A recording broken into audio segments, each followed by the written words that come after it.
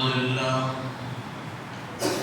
لله نحمده ونستعينه ونستغفره ونؤمن به ونتوكل عليه ونعوذ بالله من شرور أنفسنا ومن سيئات أعمالنا من يهده الله فلا مضل له ومن يضلل فلا هادي له وأشهد أن لا إله إلا الله وحده لا شريك له وأشهد أن محمدا عبده ورسوله أرسله بالحق بشيرا ونذيرا وداعيا إلى الله بإذنه وسراجا منيرا أما بعد فإن خير الحديث كتاب الله وخير الهدي هدي محمد صلى الله عليه وسلم وشر الأمور محدثاتها وكل محدثة بدعة وكل بدعة ضلالة وكل ضلالة في النار فأعوذ بالله السميع العليم من الشيطان الرجيم بسم الله الرحمن الرحيم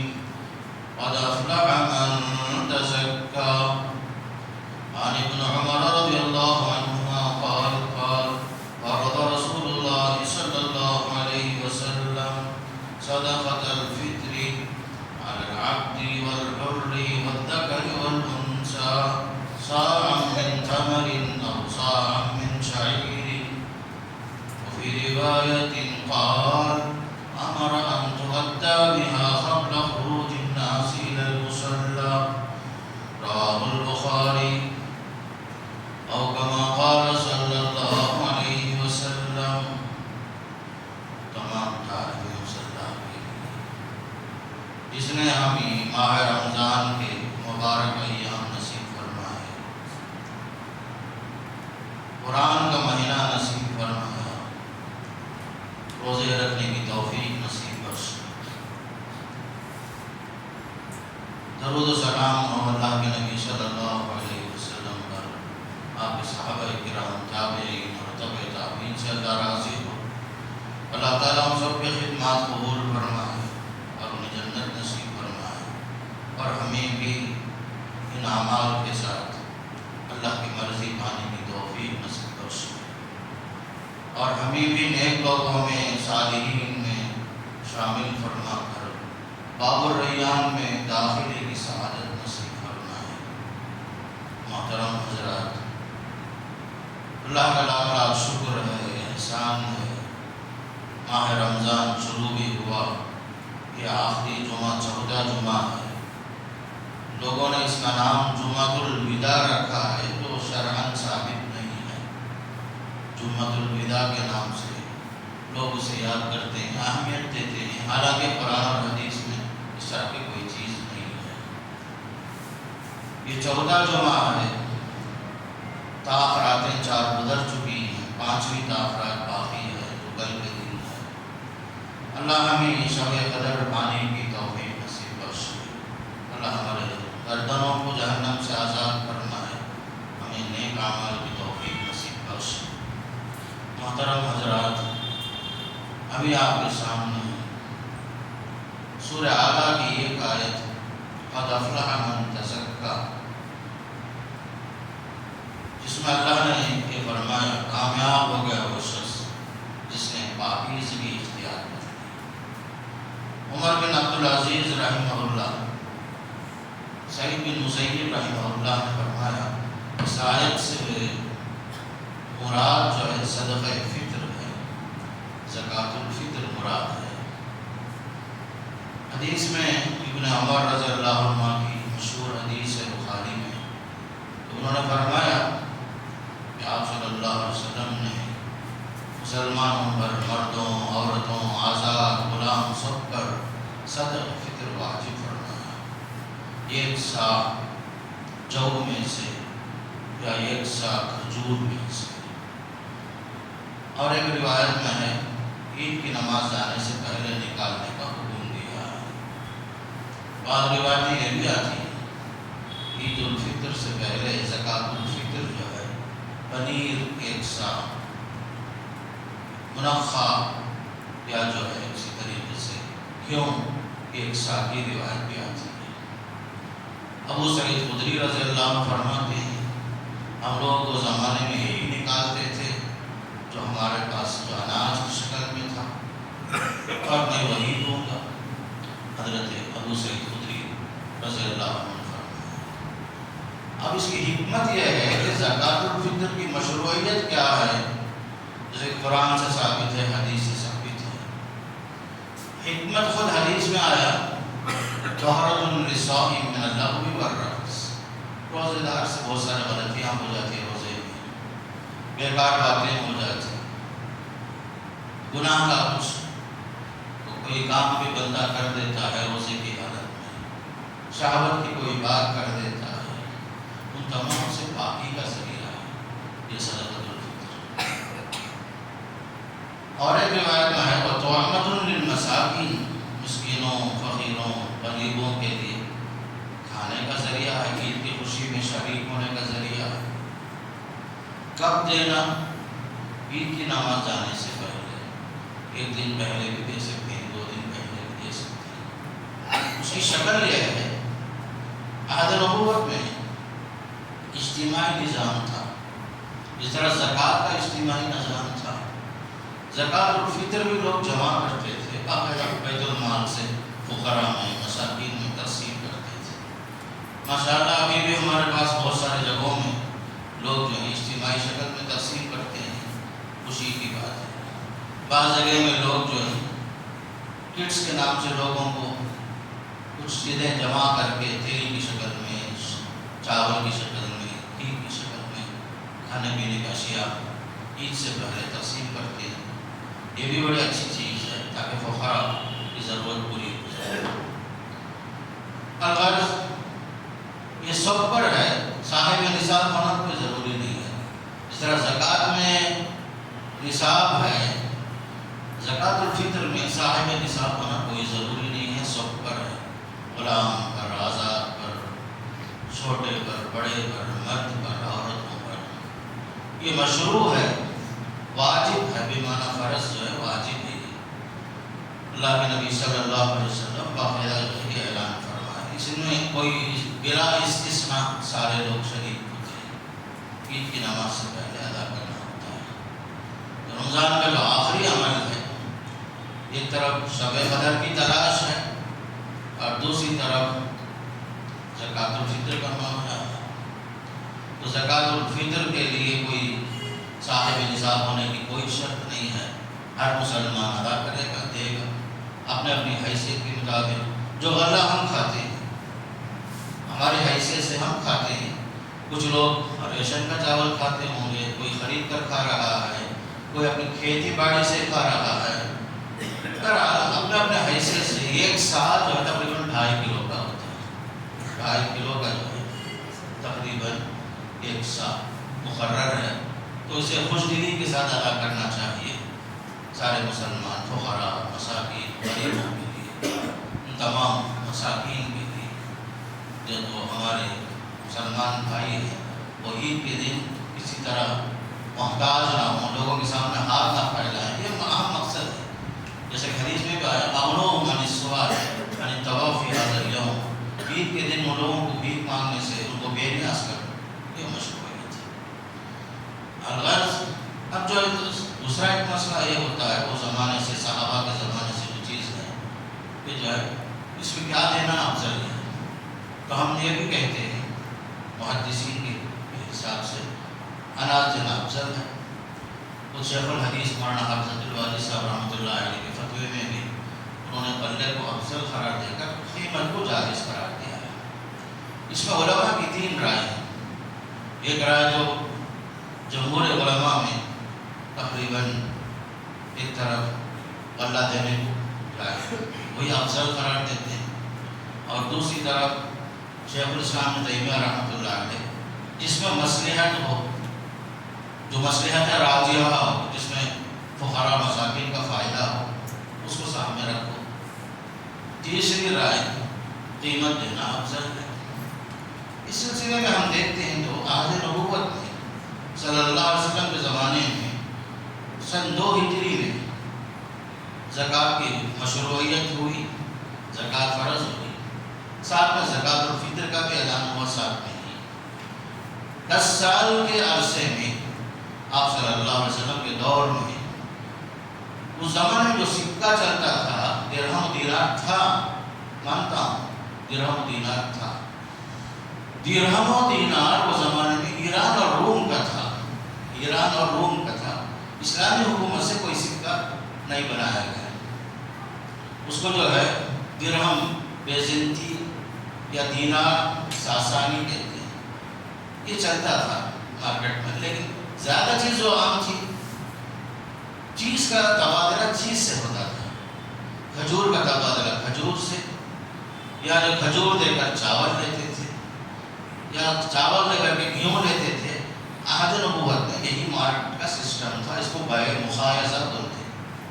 میں اس کی 2 مثال حدیث سے دیتا ہوں.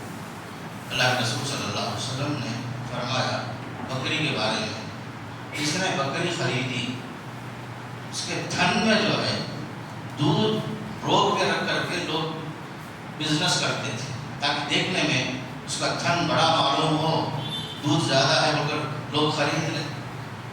آپ نے فرمایا جس نے شاۃ مسرہ خریدا, جس بکری کے دودھ کو 1 دن 2 دن روک کے رکھ کر کے لوگوں نے بیچا, گھر میں لا کر دیکھا, بعد میں جو ہے معلوم ہوا اتنا دودھ نہیں نکل رہا ہے جتنا ہونا چاہیے.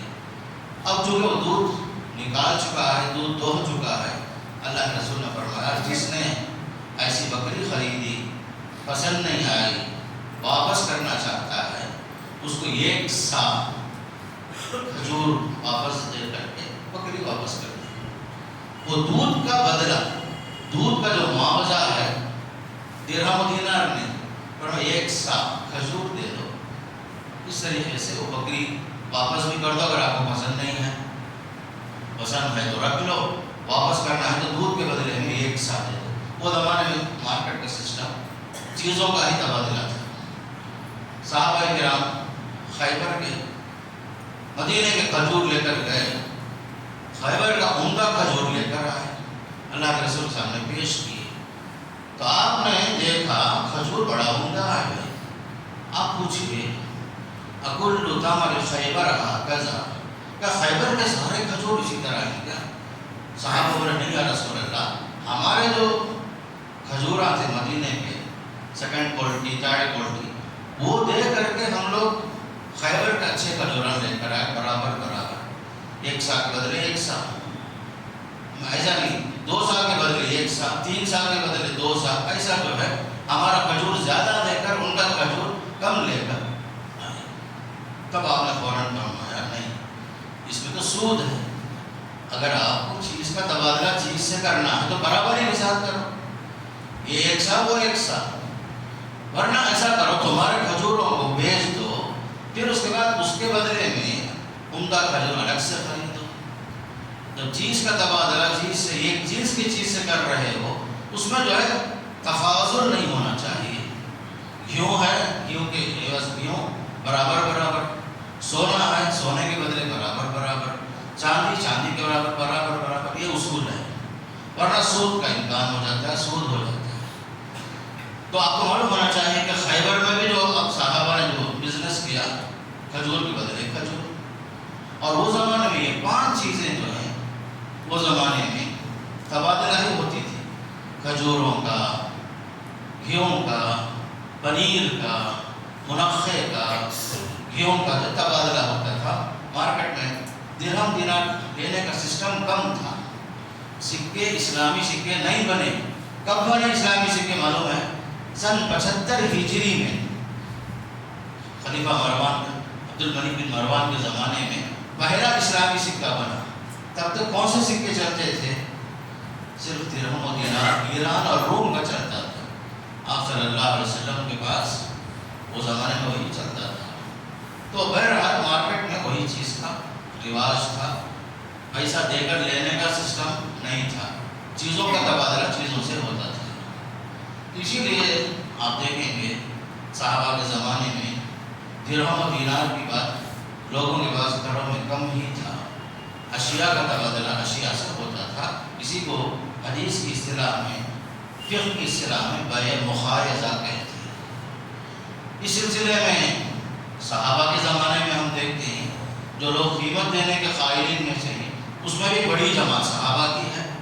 ہمیں قرآن حدیث اسی طرح سمجھنا جو صحابہ سمجھے, تابعین سمجھے, قرآن اور حدیث کو فہم کے لیے بھی ہمارے اسلاف کی طرح ہمیں سمجھنا پڑے گا۔ تو قیمت دینے کے بارے میں صحابہ میں بھی بڑی جماعت تھی۔ حضرت عمر، ابن مسعود، ابن عباس، حلال اور حرام میں زیادہ مشہور معروف شخصیت معاذ بن جبل رضی اللہ عنہ، امیر معاویہ رضی اللہ عنہ، یہاں تک کہ یہ صحابہ کی جماعت تھی جو باقاعدہ قیمت کے قائل تھے اور قیمت دیتے تھے۔ بلکہ کہتے ہیں امیر معاویہ جب مدینہ تشریف لائے شام سے، انہوں نے کہا لوگوں آج گھیوں کی قیمت مہنگی ہے، تمہارا کھجور سستا ہے، اس لیے کھجور اگر ایک سا دے رہے ہیں تو گھیوں آدھا سا دینا کافی ہے۔ صحابہ کی جماعت کے درمیان آپ نے باقاعدہ امیر معاویہ نے اعلان کیا۔ پھر ہم آگے چلے، تابعین کا زمانہ، عمر بن عبدالعزیز رحمہ اللہ، حسن بصری رحمہ اللہ، سفیان ثوری رحمہ اللہ، بڑی جماعت صحابہ کی۔ ابو اسحاق زہری فرماتے ہیں میں نے صحابہ کو پایا وہ لوگ زکوٰۃ الفطر میں درہم دیتے تھے، درہم دیا کرتے تھے، میں نے صحابہ کو پایا۔ اور عمر بن عبدالعزیز رحمہ اللہ وقت کے خلیفہ ہیں، خط لکھتے ہیں گورنروں کے نام، بھائی رمضان کا مہینہ ختم ہو رہا ہے، زکوٰۃ الفطر میں لوگوں سے اعلان کرو آدھا سا گھیوں یا اس کی قیمت باقاعدہ لوگوں سے لیا جائے۔ حضرت عمر بن عبدالعزیز رحمہ اللہ وقت کے خلیفہ کے علاوہ بڑے عالم، بڑے عابد و زاہد، انہوں نے صحابہ کے مشورے سے ہی باقاعدہ انہوں نے اعلان کیا، عمر بن عبدالعزیز رحمہ اللہ۔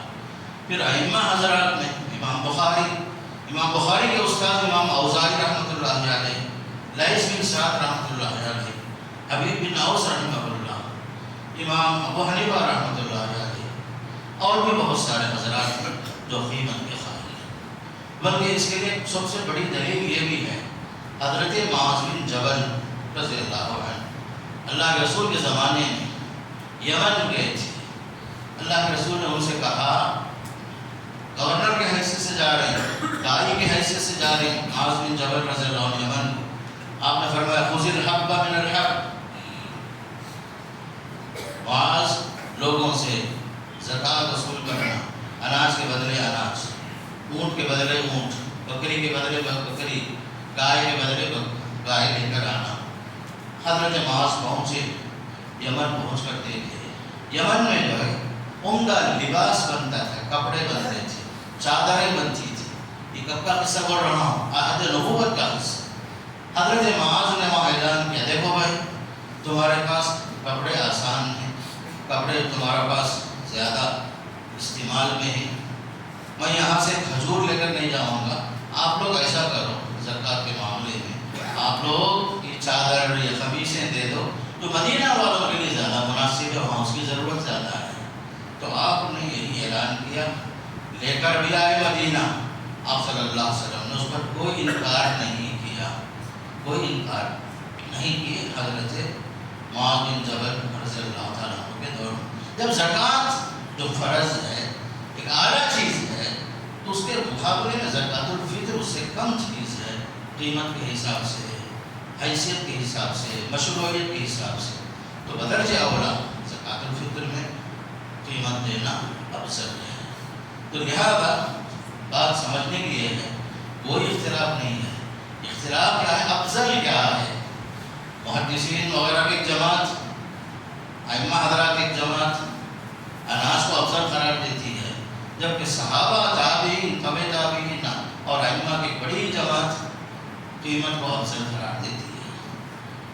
اور آج کے زمانے کے حساب سے دیکھو اور حدیث کو سامنے رکھو، سیدھی سادی بات حدیث میں آیا سونے کا نصاب 20 دینار کسی پر جمع ہو گئے، آدھا دینار نکالے زکوٰۃ میں، 200 درہم کسی کے پاس جمع ہوئے، 5 درہم زکوٰۃ میں نکالے۔ آپ جتنے بھی آپ لوگ بیٹھے ہوئے ہیں، سونا چاندی کے زیورات آپ کے پاس بھی ہیں، زکوٰۃ نکالتے ہیں، کیا آپ سونا زکوٰۃ میں دیتے ہیں یا چاندی زکوٰۃ میں دیتے ہیں، چاندی کے بدلے چاندی، یا جو کیش دیتے ہیں؟ سب کا جواب یہ ہوگا پوری امت سونے کا زکوٰۃ نصف دینار کے حساب سے کوئی سونا جو ہے توڑ کر کے نہیں دیتا، 5 درہم چاندی کے حساب سے چاندی توڑ کے نہیں دیتا، چاندی توڑ کے نہیں دیتا، بلکہ اس کی قیمت سامنے رکھ کر آپ کیش دیتے ہیں۔ کیوں؟ اس لیے کہ آج کا موجودہ مارکیٹ یہ ہے، موجودہ زمانے کا تبادلہ اسی سے ہے۔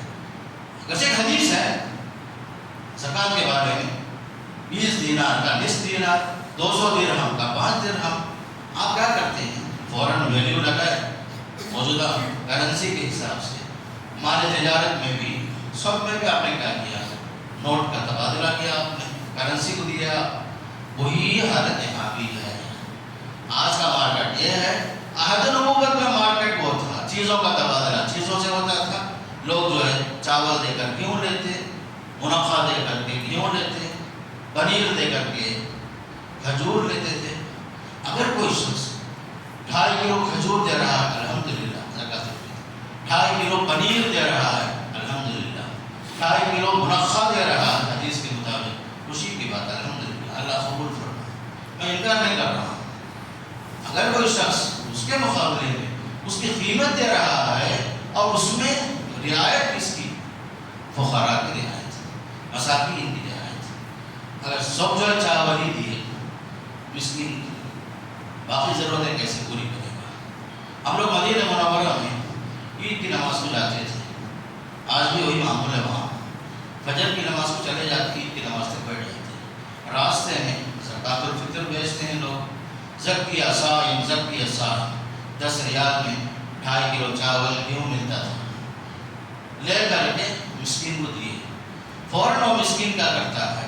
دکان والے کو جب فوراً بیچتا، ہمارے پاس 10 ریال لیا، دکان والے کے پاس بیچا 5 ریال میں، کس کا فائدہ ہوا؟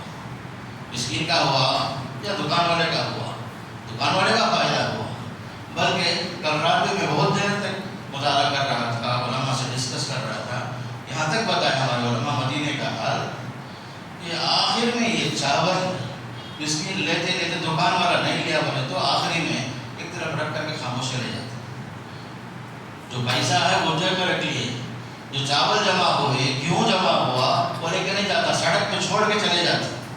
یہ ہے ہمارا حال۔ اس لیے میرے دوست حالات کو سمجھو، شریعت کے مزاج کو سمجھو۔ شریعت جو ہے حالات کے ساتھ یہ چاہتی ہے فقراء کا فائدہ ہو۔ موجودہ دور میں جو ویلیو ہے، پیسہ آپ کے پاس ہے تو سب کچھ خریدیں گے۔ میں سادہ چاول کھاتا ہوں، آپ مہنگا چاول کھاتے ہیں، غریب کا چاول کچھ اور ہے۔ آپ نے پیسہ دیا، اپنے حساب سے چاول بھی لے گا، گوشت بھی لے گا، ضرورت کی چیزیں بھی لے گا، اور اس کی اور ضرورتیں بھی پوری ہوں گی، اور وہ اپنی حیثیت، اپنی صلاحیت اور اپنی ضرورت کے حساب سے عید بھی منائے گا، خوشی کے ساتھ منائے گا۔ اگر یہ سب چیزیں ہم سامنے رکھیں گے، فقراء کی ضرورتیں، مساکین کی ضرورتیں سامنے رکھیں گے، تو آج کے دور میں سب سے اہم چیز جو ہے، زکوٰۃ میں بھی پیسوں سے ہی لوگوں کے مسائل حل ہوتے ہیں، اناج سے حل نہیں ہوتا۔ اور یہ چیز آج کے لحاظ سے سب سے بہتر صورت یہی ہے کہ اگر کوئی آدمی اناج کے بدلے میں قیمت دے رہا ہے وہ بھی چاہیے۔ میں ایک بات واضح کر دیتا ہوں، خاص کر علماء حضرات کے لیے، میرا جو مسئلہ ہے، میں جب سے ہوں تب سے بول رہا ہوں، 20-25 سال سے، کہ افضلیت کا مسئلہ ہے۔ بس میں جائز ناجائز کی بات نہیں کر رہا ہوں، اناج دیے افضل ہے، قیمت دیے یہ جائز ہے، لیکن افضل کیا ہے اس میں اختلاف ہو سکتا ہے، لیکن ہم یہ کہیں اناج ہی دینا، اور اگر کوئی قیمت دے گا تو جائز نہیں، قبول نہیں ہوگا، یہ آپ کا کوئی حق نہیں ہے۔ اس میں یہ استعمال زبان ایسا نہیں کر سکتے ہم شریعت کے معاملے میں۔ جب اجتہادی معاملات میں صحابہ کے ایک جماعت، تابعین کے ایک جماعت، ائمہ کے ایک جماعت، جنہوں نے وہی حدیثیں جو آپ کے سامنے ان کے پاس بھی تھی، انہوں نے حالات کو دیکھا، سمجھا، جو مناسب انہوں نے سمجھا، اس پر عمل کیا، اور آپ آج بیٹھے بیٹھے بول دو نہیں قبول نہیں ہوگا، آپ کون ہوتے بول رہے ہو قبول نہیں ہوگا؟ کیا ٹھیکہ لے کر بیٹھے ہیں آپ؟ ایسا نہیں بولنا۔ اجتہادی مسائل میں افضل بولو، غیر افضل بولو، جائز بولنا، ناجائز بولنا، ایسا نہیں، ناجائز کا لفظ استعمال نہیں کرنا، یا حق اور باطل کا لفظ نہیں۔ جتنے بھی امور اجتہادیہ ہیں سب کے اندر یہی ہونا چاہیے، یہ میری رائے ہے، یہ میرا مسئلہ ہے، یہ میری دلیل ہے. ہو سکتا آپ کی رائے اس سے بہتر ہو، لیکن میں آپ کی رائے کو ڈیگریڈ کروں یا جو ہے اس کو غلط بولوں، ایسا نہیں ہوگا. شیخ الحدیث رحمۃ اللہ علیہ 50 سال بخاری پڑھا کر بھی یہی بولتے رہے کہ اناج افضل ہے، قیمت دینا جائز ہے. 70 سال شیخ التفسیر مولانا عبدالقدیر صاحب پڑھا کر یہی بولتے تھے. مولانا حفیظ الرحمن صاحب اور بھی ہمارے بہت سارے اساتذہ جامعہ کے فتوے ہم لوگ یہی لکھتے آ رہے ہیں کہ اناج افضل ضرور ہے لیکن قیمت جائز ہے، اور جائز چیز کو ناجائز بولنا، قبول نہیں ہوگا بولنا، ہرگز گنجائش نہیں بولنا، یہ عالم کی شان نہیں ہے. گویا کہ علم کے اندر وسعت چاہیے، علم کے اندر گہرائی چاہیے، علم کے اندر گہرائی چاہیے. میں کو شروع میں بتایا عہد نبوت میں اللہ کے نبی علیہ السلام 10 سال اسلامی حکومت تو قائم کر چکے، 10 سال مدینے میں رہے، سکہ آپ نے نہیں بنایا، سکہ نہیں بنا. وہ زمانے میں ایران اور روم سپر پاور تھے، انہیں کا سکہ چلتا تھا. یہاں تک کہ 70 پر 5 سال گزرے، 70 پر 5 ہجری میں خلیفہ عبدالملک بن مروان کے زمانے میں اسلامی سکے بنے. اس وقت تک یہ سکے چلتے تھے، مجوسیوں کی علامت تھی اس میں، تصویریں تھی اس میں. اس لیے وہ زمانے میں صحابہ کے زمانے میں سکوں کا تبادلہ کم تھا، لیکن تبادلہ جو اشیاء کا تبادلہ اشیاء سے، چیزوں کا تبادلہ چیزوں سے ہوتا تھا. ایک حدیث یاد آئی، اللہ کے نبی علیہ السلام فرماتے ہیں من یرید اللہ بہ خیرا یفقہہ فی الدین. اللہ جو ہے جس کے ساتھ بھلائی چاہتا ہے اسے دین میں سمجھ کو عطا کرتا ہے. اس دین کو حالات کے تحت کیا ضرورت ہے، کیا مناسب ہے، شریعت کو تطبیق دینا، آج کے مطابق کیا کیا حالات ہیں، اور کرنا، استنباط کرنا. فقہی بصیرت بڑی چیز ہوتی ہے. حدیث پڑھنا الگ چیز ہے، حدیث کو سمجھنا الگ چیز ہے، حدیث کو تطبیق دینا، حدیث کا فہم الگ چیز ہے، حدیث کا ترجمہ پڑھ لینا الگ چیز ہے. میرے دوستوں، ہمارے اسلاف ہم سے بڑے عالم تھے، ہم سے بڑے تقوی میں اچھے تھے، ہم سے زیادہ علم والے تھے. ان کا تقوی، اس کا معیار ہمارے پاس کچھ نہیں ہے، اللہ بہتر جانتا ہے. بہرحال یہ سب چھوٹے چھوٹے مسئلے ہیں جواز کے، عدم جواز کا نہیں ہے، یہ صرف افضل کا مسئلہ، راجح کا مسئلہ، مرجوح کا مسئلہ ہے. یہ موضوع جو کوئی لمبا چوڑا اختلاف کا مسئلہ نہیں ہے. آخر میں ایک بات یہ بتاؤں، رمضان قریب الختم ہے، چاند دیکھیں گے انشاءاللہ 29 رمضان کو. چاند کا جو اعلان ہوگا، حج کمیٹی کیا نام ہے، جو قاضی کی طرف سے جو اعلان ہوتا ہے اسی کا اعتبار. جب تک قاضی کا اعلان نہ ہو، درمیان میں ہلال کمیٹیوں کے نام سے جمعیتیں، جماعتیں، ہر جو ہے ایک کمیٹی کا اعلان، اس کا اعتبار نہیں. میں کیوں یہ بات بول رہا ہوں؟ قرآن کی روشنی، یا ایھا الذین آمنوا اطیعوا اللہ واطیعوا الرسول واولی الامر منکم.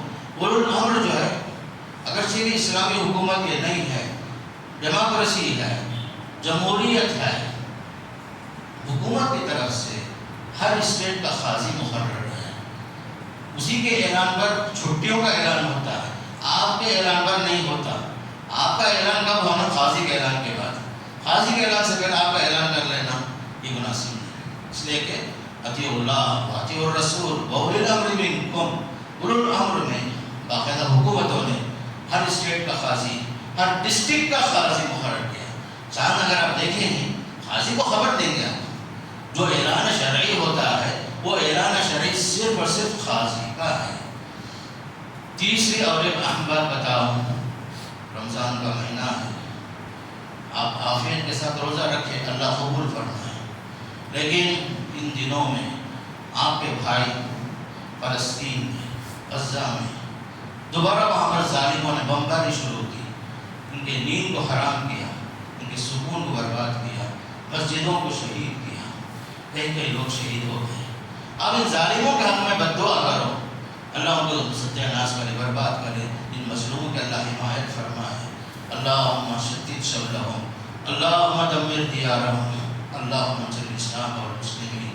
ان کی جو جنگ ہے مسجد اقصیٰ کے واسطے، یہ مسجد اقصیٰ صرف فلسطین کے لیے نہیں ہے، وہ عالم اسلام کی تیسری مسجد ہے، ہمارا پہلا قبلہ ہے جس کی خاطر یہ لوگ کھڑے ہیں۔ آپ ان کی بہادری کو سلام کریں گے، آپ ان کے حق میں دعا کریں گے، اس لیے کہ میرا بھائی چاہے امریکہ میں ہو، چاہے وہ جنگلوں میں ہو، کسی بھی کونے میں ہو، اسے ایک تکلیف پہنچی، کانٹا چبھا، اس کا احساس ہمیں ہونا چاہیے۔ اور خاص کر یہ جو غزہ کا معاملہ، پوری بستی تباہ ہو گئی، مسجدیں شہید کر دی گئی، کل پرسوں کی بمباریاں ہوتی رہی۔ اللہ تعالیٰ اس ظالموں کو ختم کرے، اللہ ان کو ستیہ ناش کرے۔ جو مسجد اقصیٰ کے معاملے میں مسکینوں پر بمباریاں، قتل و غارت گری کے حملے، عزت و ناموس کے حملے ہو رہے ہیں، اللہ تعالیٰ مسلمانوں کی حمایت فرمائے، اللہ ان کی مسجدوں کی حفاظت فرمائے، ان کے مدرسوں کی اللہ حفاظت فرمائے۔ آخری بات، ہمارے مسلم بچے لاکھوں میں +2 کا امتحان لکھے ہیں، ان کے حق میں بھی آپ دعا کریں کہ ہمارے بچے تعلیم کے میدان میں آگے بڑھیں، اچھے نمبرات سے کامیاب ہوں، اور خاص کر ہندوستان میں ہمیں جینے اور مرنے کا پورا حق ہے۔ اس مٹی کے لیے بڑی قربانیاں ہم لوگ دیے ہیں، اس ملک کے لیے سب سے اہم چیز تعلیم، تعلیم، تعلیم۔ اس لیے خاص کر ہمارے بچوں کے حق میں دعا کرو کہ ہمارے بچے تعلیم کے میدان میں آگے بڑھے، ہندوستان کے ہر شعبے میں ہمارا مسلم بچہ ہو، تاکہ جو ہے ملک کی قیادت صحیح معنی میں کر سکے اور ملک کو فرقہ پرست عناصر سے بچا سکے، اس ملک میں امن قائم کر سکے، اس ملک کو جس مقصد کے لیے آزاد کرایا گیا تھا اس مقصد میں ہمیں آگے رہنا ہے، اور ہمارے بچوں کو تعلیم کو ختم نہیں کرنا ہے، تعلیم کنٹینیو کرنا ہے، بلکہ ہماری خواہش تو یہ ہے کہ مسلم قوم تعلیم میں اتنی آگے بڑھے، اتنی آگے بڑھے، IAS ہوں، IPS ہوں، گولڈ میڈلسٹ ہوں، اس طریقے سے ہماری قوم عزت کے ساتھ آگے بڑھے۔ اس کے لیے آپ سب بھی دعا کریں، ہمارے بچوں کے حق میں، ان کے مستقبل کے حق میں، اور خاص کر اس ملک کے لیے، سلامتی کے لیے، امن کے لیے۔ یہ مہینہ جو ہے رمضان کا مہینہ دعاؤں کا مہینہ ہے، امن کے ساتھ گزر رہا ہے۔ اللہ تعالیٰ ہمیں مزید 2-4 دن جو باقی ہیں امن کے ساتھ، عافیت کے ساتھ، پھر اس کے بعد کے ایام بھی سکون کے ساتھ اس ہندوستان میں جینے اور مرنے کی اللہ توفیق نصیب فرمائے، اسلام کو غلبہ نصیب فرمائے، اللہ ہماری مسجدوں کی حفاظت فرمائے، مدرسوں کی حفاظت فرمائے، ہماری تجارتوں کی اللہ حفاظت فرمائے، اللہ ہمارے نوجوان بچوں کے اخلاق کی حفاظت فرمائے، ہمارے بچیوں کے اخلاق کی اللہ حفاظت فرمائے، اللہ جب تک رکھے، خوش رکھے، آباد رکھے، ہماری عبادتوں کا اللہ قبول فرمائے، چھوٹی موٹی جو لغزشیں ہم سے ہوتی ہیں رب کریم معاف فرمائے۔ اللہم انک عفو تحب العفو فاعف عنا رب اغفر وارحم وانت العز الاکرم یا حی یا قیوم برحمتک نستغیث وصلی اللہ علی نبینا محمد والحمد للہ رب العالمین۔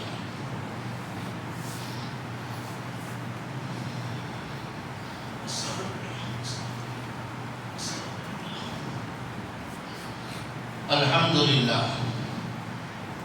لله نحمده ونستعينه ونستغفره ونؤمن به ونتوكل عليه ونعوذ بالله من شرور أنفسنا ومن سيئات أعمالنا من يهده الله فلا مضل له ومن يضلل فلا هادي له وأشهد أن لا إله إلا الله وحده لا شريك له وأشهد أن محمدا عبده ورسوله أرسله بالحق بشيرا ونذيرا وداعيا إلى الله بإذنه وسراجا منيرا أما بعد فأعوذ بالله من الشيطان الرجيم إن الله وملائكته يصلون على النبي يا أيها الذين آمنوا صلوا عليه وسلموا تسليما اللهم صل على محمد وعلى آل محمد كما صليت على إبراهيم وعلى آل إبراهيم إنك حميد مجيد اللهم بارك على محمد وعلى آل محمد كما باركت على إبراهيم وعلى آل إبراهيم إنك حميد مجيد اللهم أعز الإسلام والمسلمين